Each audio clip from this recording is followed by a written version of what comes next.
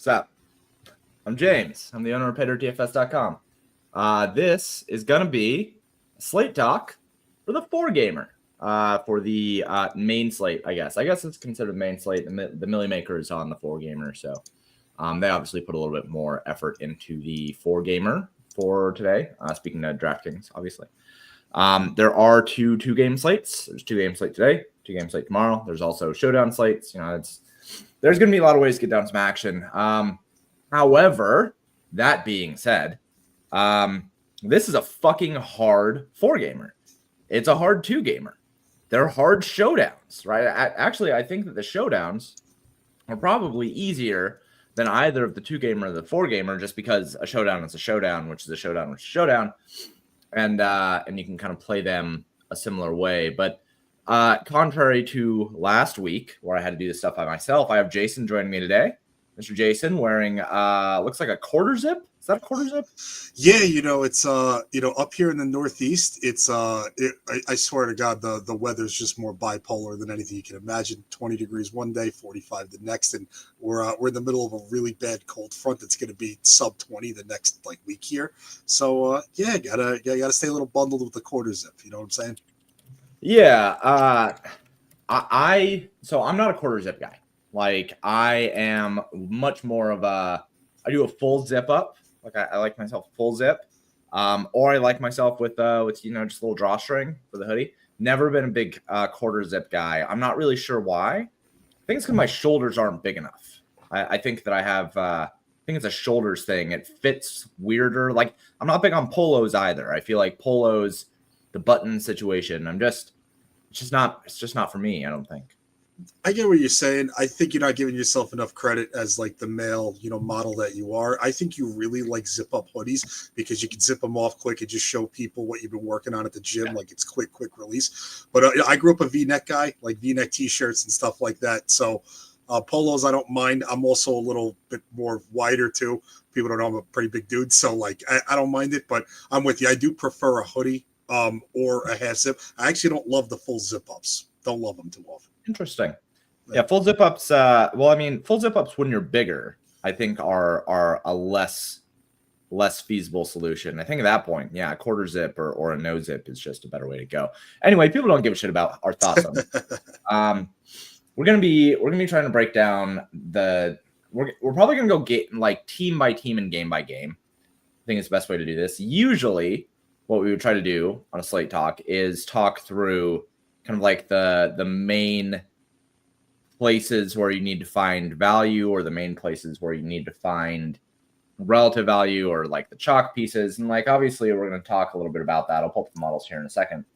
But the thing that I think is really hard about this week and about playoff DFS in general is that everyone is fucking good. And there's no spots that I think that, to me, when I look at this slate or any of these slates, there's really no spots that I look at and I'm like, yeah, that's the spot where I can really put focus, or this is the spot where I can really find a lot of relative value. I just don't think that that's as feasible on playoff slates, and especially not on a slate like this, where we have the Bills and the Ravens, who are carbon copies. I mean, basically the same team. You have the Chiefs and you have the Texans, who, outside of CJ Stroud versus Patrick Mahomes, which is obviously a gap, basically the same team. They operate very similarly in terms of the way they want to distribute. You have the Lions versus Commanders, which everybody's going to focus on by a lot. That's going to be everybody's favorite spot. And then you have the Eagles versus the Rams, and both of those teams are really good and have some very clear-cut options, both very condensed offenses that are not going to spread the ball around. So you end up looking at this and trying to say, usually I would look at this and say, okay, well, whatever team is the cheapest to stack, that's probably where I want to go. But since it's only a 4-gamer, the salary doesn't get you that much. So you can't even do that. So I think that this is a hard slate. And Jason, before I let you go, when you have a chance, you guys use 4-gamer SEQB in today's 2-gamer SEQB. I mean, we'll get to that. Yeah, we'll talk through each one. And then who's your core for? How about your core? Fuck off, buddy. Fuck off. Yeah, Jason, how do you feel about the slate? So contrary to last week, last week I was a big proponent in our, Discord community saying that the Sunday slate I thought was better. I think anytime you have a 2-game slate, like you're kind of asking for problems, just you need to be perfect a little bit more often. And I think with the really hard thing to really get right this week is these teams are all good, like you mentioned, but also like, what are they going to lean on to really win? Like, I think it becomes a little bit more, like we always try to think about like who's going to get put into what sort of game script, right? Like if somebody's in a trailing script, who's going to throw more and whatnot. And the one thing that you'll see about most of these teams, like outside of really Washington and Buffalo, like they all really want to establish the run like as much as they possibly can. Ideally, like if they could dial up a game script, it would be they run all over people and they only let their quarterbacks drop back like 20 times. So it's tough, man. It's who you think's going to really be able to establish it. As always, we'll do our best to really find the edge. But yeah, this is definitely not the best 4-gamer that I can remember in the NFL in quite some time. It's definitely tough. Yeah. Yeah. So it's just going to be a hard one to break down. And typically I'm going to want to look at, and like I said, I'm going to pull up models here in a second. We're going to take a look at ownerships and we're going to take a look at things we can fade. I do think that there are a couple spots that the industry is too high on. I do think that is going to lead us to a couple things that will make it easier to have win equity. That being said, they also are spots that could absolutely kill you. And one of those spots is Hollywood Brown. He is projecting for 35% ownership. I will share my screen here in a second. So we'll show it all off here. Yeah, top ownership here from the models is Jahmyr Gibbs, and then Amon-Ra St. Brown, and then Marquise Brown, Hollywood Brown, obviously. 4,200. I have a median of 8. I assume I'm lower than the rest of the industry on him. People think that he is going to step into a role that is really, really high. I think that there's plenty of reason to assume caution on him, even after a bye week. I'm going to go take a look at his snap count last game that he played. Let's see. So he went from a 33% route participation to a 49% in week 16 and 17. Had week 18 and obviously last week off as well to get healthy. Good targets per route run. No arguments there. I think he's going to continue to have good targets per route run. But the question is, what's his route participation going to be like? And in the position that they're in now with a fully healthy team, are they going to need him to continue to kind of, have that significant market share? And even outside of that, sorry, stop cough. Even outside of that, he's somebody who typically is not going to have this this low ADOT that he has had. Week 16, it was a 7 yards ADOT. In week 17, it was 9.3. Typically, he's somebody who has a higher ADOT than that. So I would think that he would go back into that role at some point. But I'm not sure. I guess we'll see how it goes. What's your read on the Hollywood Brown situation? Yeah, it's interesting because we just saw these two teams really face off a couple weeks ago, and Hollywood was in. I think that might have been his first game back in, and I get that. I look at it as people are going to Hollywood Brown as a means to fit the expensive pieces of the Detroit-Washington game. That's kind of what my read is on it, and I think it's a little bit more volatile than people think. I'm not a big narrative guy, but like when his own teammate Travis Kelce is like only $800 more than him in the same game environment. Xavier Worthy, who has been lighting the world on fire the last month, is only $1,000 more than him. I don't look at him as some sort of supreme value that everybody else has. It just has like 5 for 50 written all over it, right? And if he falls in the end zone, maybe that helps. But I kind of just think 5 for 50 is what I'm envisioning for him. Yeah, I think that's what I look at it as too. It's like 5 for 50 makes a lot of sense. That seems like it's well within range. Even if he goes like 6 for 60 at 4,200, we know that value is not near as important as raw points on short slates. So at 4,200, I guess it just depends on, does he allow you all that much more than somebody like Xavier Worthy, who I have projected for 5 points more, or, Khalil Shakur, who I have projected for 5 points more. And then, yeah, okay. So to that point, Pablo, who's not on the stream because he hates us, there are 16 tight ends at Hollywood's price, cheap or cheaper, and project for just about the same. Right. So if you go over if you look at overall range of outcomes here.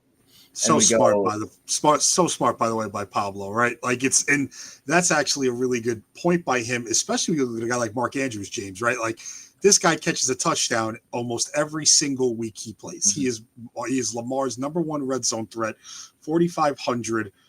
And in a game like this where there's some really terrible weather, apparently, that everybody's really afraid of, what if Mark Andrews goes like 3 for 30 and catches 2 touchdowns, right? Like if they're in the red zone, right? It's to me, I just think it's a very thin play when other players at that salary range have more volatile outcomes that can surpass him.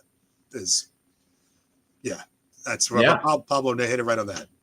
Yeah, so I'm loading up the pivot finder right now, and we're just going to take a look at the pivots that you can make off Marquise Brown. But if you just look at this range, right, here's Hollywood, 4,200, project for 8 and 35% ownership. Same price, Sam Laporta for 4,200 projects for 4 points more, right? A little bit cheaper, Zach Ertz projects a little bit better for 4,000. Mark Andrews, 4,500 for 11. Like, you have a lot of options, and even if you don't want to go with a tight end, like Olamide Zaccheaus projects the same for 4,300. He's going to be like 2% owned, maybe 3% owned, right? So I don't necessarily see that much reason for us to be all in on Hollywood here. I think that the field is probably going to overvalue him quite a bit. Here's the results from the pivot finder, by the way. Hollywood is right here in the middle. If you go plus or minus 300, Dallas Goedert projects the same, slightly better. Keon Coleman, a little bit worse, but still within range.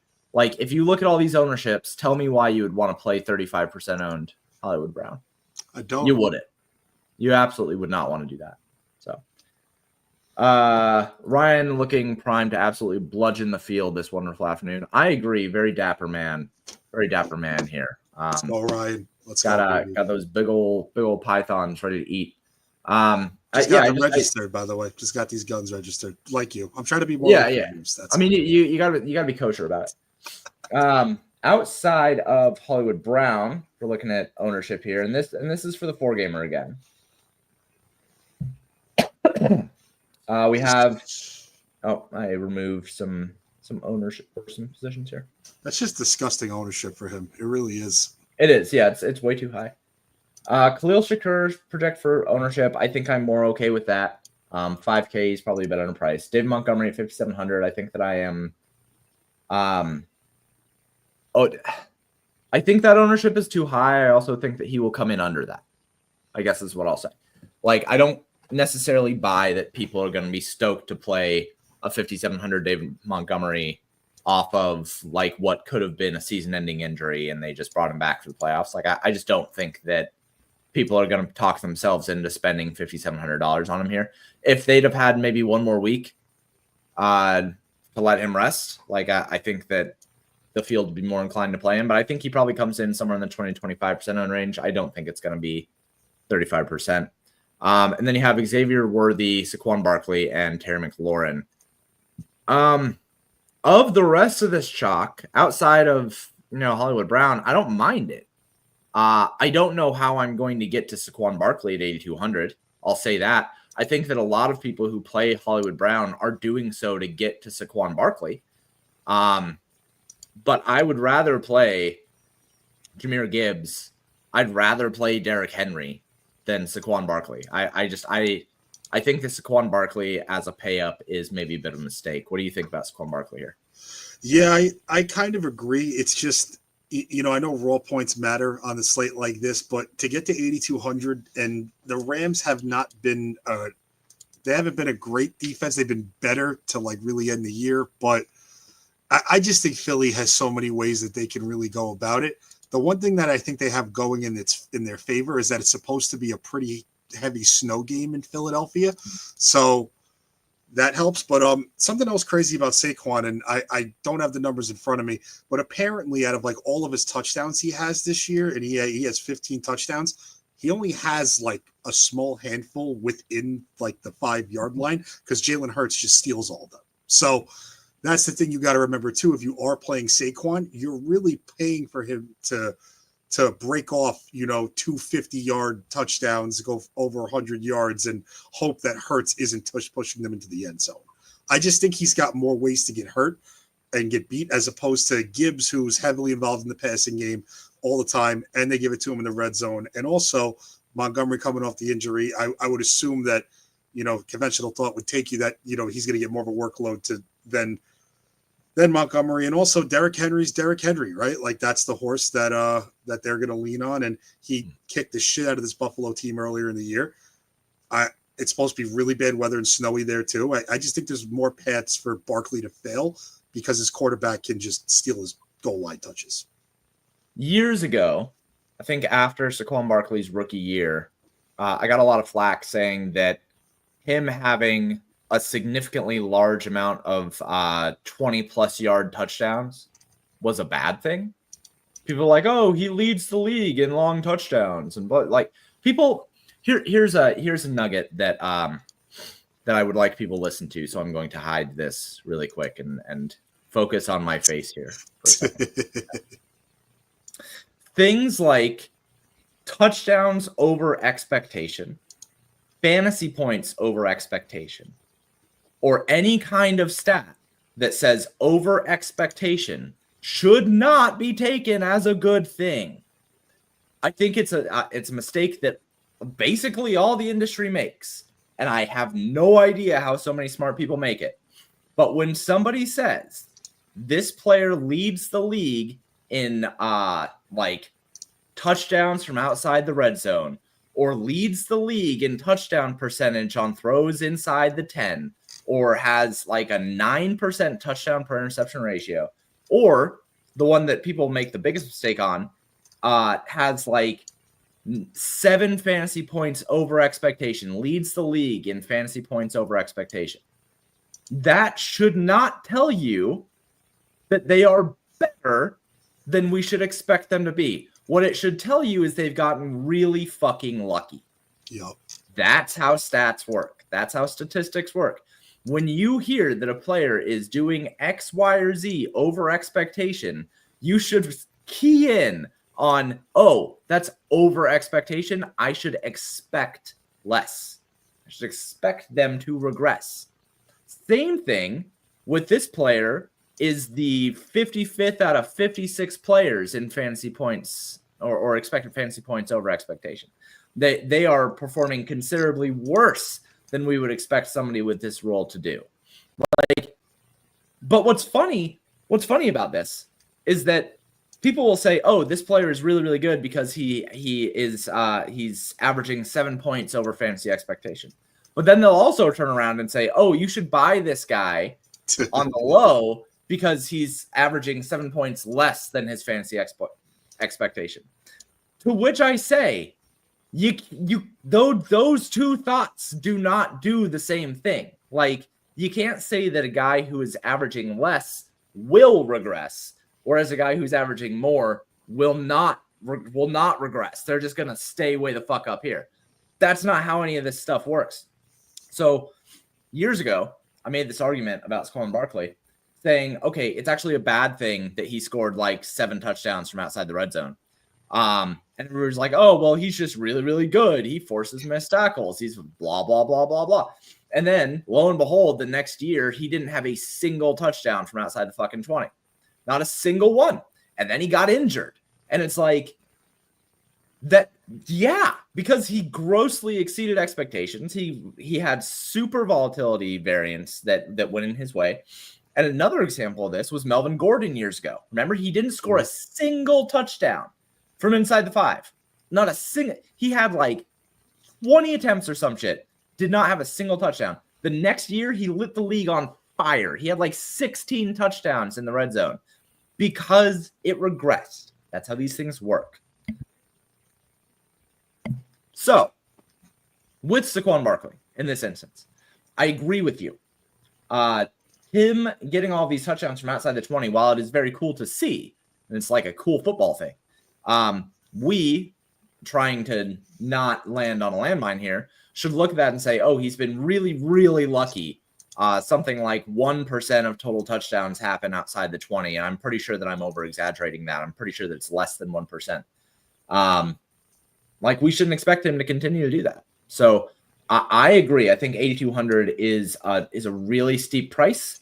I think that I would rather bank on a better roll from Jahmyr Gibbs or a better touchdown expectation from Derrick Henry, or just pay a little bit down at running back, which is what I think I would have to do anyway, because all the quarterbacks are expensive that I want to play. Yeah, I'm in full agreement on that. And the other thing about Barkley too, if you're going to pay 8,200 for a guy whose pass game work isn't really once what it was either, like he gets some targets every game, but it's not as much as you'd really like to see. The matchup isn't as fantastic either. Like, per our friends over at Fantasy Life, the Rams have actually been pretty good against running backs as of late, and their schedule adjusted. They're a top 5 matchup in the league, actually. And even worse than that, too, they give a significant target per route run, negative boost, actually, too. So even in the passing game, it's like, does that inspire confidence? Not really. When I could play Derrick Henry against Buffalo, who has been killed by running backs all year, right? Like, I think I'd rather just do that. And Gibbs, who probably has the best like dual threat role in the league right now, I would rather just play those two. Yeah, bringing up the DVP stuff here over at Fantasy Life, which, by the way, yours truly put together. You're welcome. When you look at Fantasy Boost here, and the Rams, just on the entire season overall, are one of the worst fantasy matchups. Running backs are averaging about 19.8 total fantasy points per game for a running back room, basically. 1.3 under expectation, less targets per route run, averaging about 25.6 opportunities per game, which is relatively high, but not doing much with them. And 96 rushing yards per game. So it's not really a spot that we would want to be attacking. On the other side of it, though, there's not really that many spots that we do want to attack here outside of Buffalo, who's allowing 3.9 fantasy points above average, 23.6 fantasy points per game, more opportunities, more targets per route run. Derrick Henry looks like a way better play, I think, at 8K. He does. And not to mention, too, and I know we're not into predicting outcomes here, but if you want to keep Josh Allen off the field, I don't think you want to score fast. You kind of saw Denver try to do that last week after their first, 50-yard touchdown. They ran it 2 times in a row to start every drive because they want to keep him off the field. So yep. I just feel much better about those two if I'm paying up than Saquon. Yeah, 100%. Let's go take a look and see what the contest sims say here at running back. So contest sims, I ran this on medium above average settings. Highest exposure running back is Jahmyr Gibbs, projected ownership 45%. So not getting too much edge there. Then David Montgomery, and then Saquon at 30%. I disagree. And then Joe Mixon. So now Joe Mixon obviously has an ankle thing. I think that we can be a little bit concerned about that. However, at 12% owned, I think that's way too low owned for Joe Mixon in a spot where I think that Houston is going to play a competitive game. So the contest sims have identified him as the best play. I think at his ownership, I have to agree that he's really, really interesting. Yeah, with Joe Mixon too, the one thing that's really inspiring some confidence for me with him, and this isn't a game flow, like good matchup play, your betting models over at the site really seem to think the Texans are much more alive in this game than people really give them credit for. I know most places have them at like 8.5, 9-point dogs. Our models only think they should be 4-point dogs. And with no Tank Dell, he's out right for the year. Nico Collins, they're going to have to get creative on how they're going to be able to score. And maybe he returns to a role where maybe he sees some more passing game work. But even against LA, and LA was up on them a little earlier in that game, They gave it to him 25 times, and LA's not a breezy matchup either for running backs. I do like that call, especially if you're playing like the Washington-Detroit game. He's a really good low-owned piece to get to, in my opinion. Damascus, what do you think about Joe Mixon? He doesn't know. He doesn't know anything about Joe Mixon. This is my child. If anybody has not seen him. Yeah, you know Daddy's streaming, right? I am live on the television right now. No, you can watch me downstairs. James, you use the television as a monitor. Get out of here. So hey, buddy, Daddy's working. Please go. Find mom. The thing with Joe Mixon, and he did have actually a pretty good role in terms of receiving work earlier on in the year. I'm gonna go look at some game logs here, but there's a couple things with him. So one, yeah, they don't have Tank Dell. They're gonna have to be creative, I think, with the way that they score. I agree with that. The other thing with Joe Mixon is he's way underpriced, right? Mm-hmm. So with the way that pricing has to work out on these short slates, somebody has to be priced lower. And Joe Mixon just kind of got that boot. At 6,500, he's like $2,000 cheaper than what you would have had to pay for him on a regular slate. So this cough's killing me. I think that all of those things make a lot of sense. You can see his targets here. From week 10 up through week 15, he had 4, 3, 6, 5, 6. And then it fell off a little bit here. And then he ended up crushing in week 19, right, in the playoffs. I think, especially considering his route participation, has still stayed pretty good, right? 55% in week 19. I think we see that again. I just got to think that he's going to be involved here, and I think that he's just too cheap to be how involved he's going to be. Yeah, I agree. It's one of those things too, man. It's when you play these 4-game slates, or even if you're going to play the 2-gamer, you're just hoping for some sort of variance to put you in the realm of like contention. So last time they played KC too, a little bit of a back and forth, up and down game. Houston had a lot of success throwing the ball. He still saw 15 attempts. I think he had like close to 60 yards on the ground. And also too, what happens if he falls in the end zone, right? Like at 6,500, if he goes for 70 yards and falls in the end zone, catches a couple passes, he's got a chance to be competitive, right? Like you don't have to beat out 11 other games of running backs here. So I really like that as a very, very low-owned piece of this game. And I actually don't mind it too if you're going to stack Kansas City, that maybe you fully game stack it with him and Nico Collins, something like that. But no, I think it's a really good way to get exposure to a team that we think is going to be much more competitive. Yeah, totally agree. Let's consult really quick QB exposures here, because I know that people had some questions about. I continue to die. Jaden Daniels, highest exposure here, 39%, 22% projected ownership. He's going to have the highest edge, obviously. If I was going to build one lineup, I think it'd be hard to get away from Jaden Daniels. Yep. It would either be him or Lamar Jackson for me if I had a single lineup. I think a lot of people, Goff I think is going to end up like 30% owned. I think he will be the highest owned quarterback by a long shot, and I don't think that's necessarily wrong. He is too cheap, but he's going to be like 30%. Jaden Daniels is going to be something like 20%. I got to think people are not going to click Patrick Mahomes all that much. So I think we could even see Patrick Mahomes like 10%. Do you see anything looking at these exposures?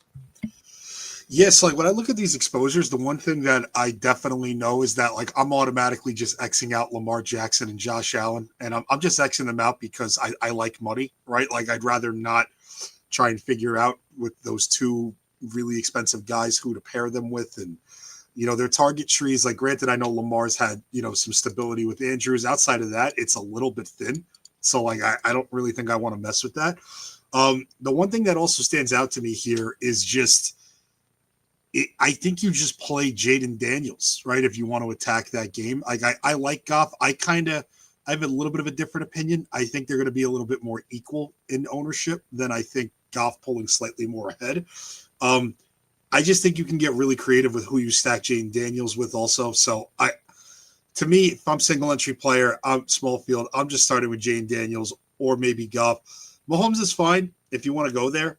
I don't know, man. I get he's been better too. Like he's been having a little bit more success through the air. He's been throwing a little bit more touchdowns too, right? Like he's had some really nice outcomes here. I just it's just tough for me to beat, it's tough for me to go up against the guy in Daniels who could run one in and throw two himself. It's hard for me to bet against those people. Well, so that's kind of my thing with Lamar Jackson and Josh Allen, to be honest with you. I think everybody is talking about the Jaden Daniels and Jared Goff game.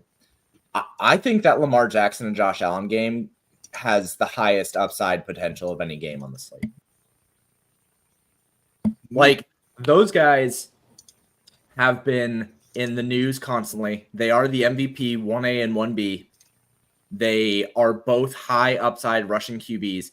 I think that they could each go for like 30 plus fantasy points in the spot. So as much as I don't want to play them double stack, I do really think that pairing them with one of their guys and then stacking up pieces from the Washington-Detroit game is the way that I'd like to go. So that's my thoughts on that. I think that makes sense too. And the one thing I will say, and this is the one spot on the slate where I think the weather's like even a little overblown, just because both these teams are used to playing in these temperatures, right? Like they're both, cold, East Coast, somewhat Northeastern teams. There is some correlation that we've seen between some low temps and lower scoring, but you're right. These guys are just too good. Like they're just too talented. So I don't have a problem with that. I just don't even. Basically, I feel worse about their secondary pieces getting there than I do them themselves. Yeah, it's the secondary pieces, and I agree with that. But why couldn't you just go Lamar Jackson plus Mark Andrews and then stack Washington, Detroit around it and say that Lamar Jackson is going to outscore Jaden Daniels, Yeah, that's a good point. I mean, looking at ownership too on the site, like Mark Andrews is coming in as the fourth highest tight end also. And we have, let me see, Lamar. Yeah, Lamar's in like the bottom half of ownership too. So yeah, maybe that's your leverage right there is doing that. Yeah, I mean, if Jaden Daniels is going to be twice as owned as Lamar Jackson, and Mark Andrews is only going to be, even if Mark Andrews is like 20% owned, even if he's the highest owned quarterback, I think that a really interesting build. All right, I'll build it out because I had this in my head. Really interesting build that you can do is Lamar Jackson plus Mark Andrews plus Ertz in the flex. And the reason why I say to do that is because Ertz is a pivot off of Hollywood Brown, right? And most people that would start with Lamar Jackson, Mark Andrews are going to have Hollywood Brown instead of Zach Ertz. And then go Gibbs with like, who are you talking about? Joe Mixon, right? Oops. Didn't do that right. Joe Mixon. And then you can probably end up going with, if you have those, if you think that the Texans are going to be competitive, just punt them. You got 17K. I'm pretty sure that you can go with some really expensive wide receivers here. Maybe not Nico Collins. No, you can't do Puka and Nico. You probably have to go Khalil Shakur. Yeah, and then you got 4,400 here. It gives you the game stack too. And there's all nines of Ks. Or instead of Nico Collins, you go Amon-Ra St. Brown. And instead of Olamide, probably go Khalil Shakur here again.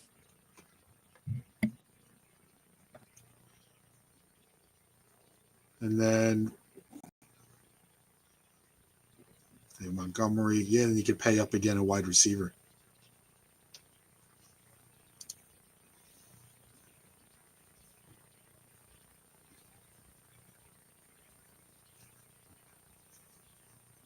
Yeah, it's not bad.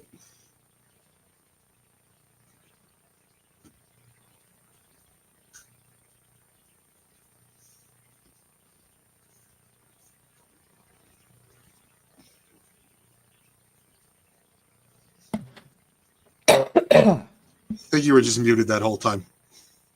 Oh, that's hilarious. Anyway. I was like, something wrong here? I can't hear you. I've been trying to fucking mute myself in my cough. Lamar Jackson plus Mark Andrews, bring back Khalil Shakur. Amon-Ra St. Brown, bring it back against Terry McLaurin and Zach Ertz. Joe Mixon with Houston Texans defense. And David Montgomery here over Jahmyr Gibbs is leverage there. That's a good four-gamer. That's a good four-game lineup.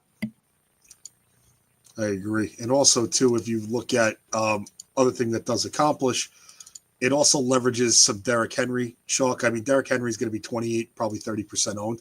So that's another way to get into the leverage piece. People like me, my first thought is let's go use Derrick Henry. You're going to get leverage on people like myself. So makes sense. Yep. I think it's a good lineup. So I've been trying to use this lineup builder more on streams because I don't know how many people actually use it, but it's a cool little thing. So my throat is just fucking shot right now. I can only do like 30 minutes on stream right now. Do we have any closing thoughts for this four gamer? And if anybody has questions about the four gamer, now is the time to ask them. Jason, do you have any closing thoughts for this four gamer?